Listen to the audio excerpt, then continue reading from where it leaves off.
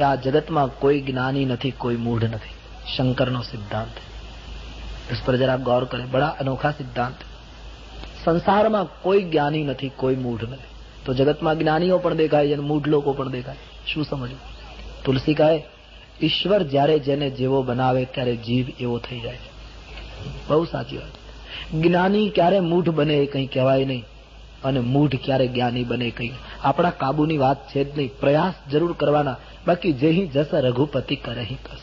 રામ જ્યારે જેને જેવો બનાવે. વિશ્વામિત્રજી ઓછા જ્ઞાની હતા.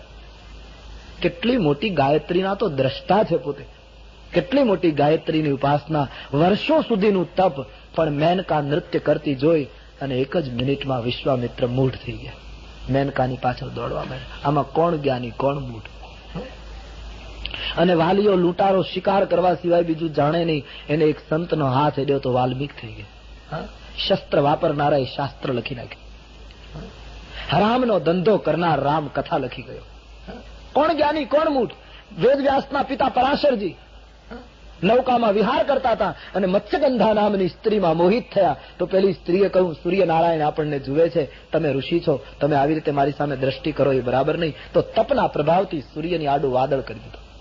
સૂરજને દાબી શક્યા પણ કામનાને દાબી ન શક્યા. કોણ જ્ઞાની, કોણ મૂઢ?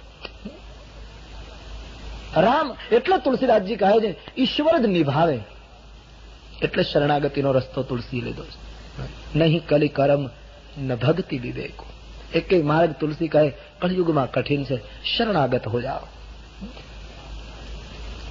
ભગવાનને કહી દો ગઈ મિનિટે હું પાપી હતો અને આવતી મિનિટે કદાચ હું પાપ કરીશ, પણ અત્યારની મિનિટમાં હું તારો છું.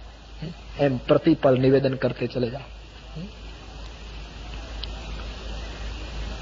ઈશ્વર પાર્વતી જેને જેવો બનાવે એવો જીવ બને છે.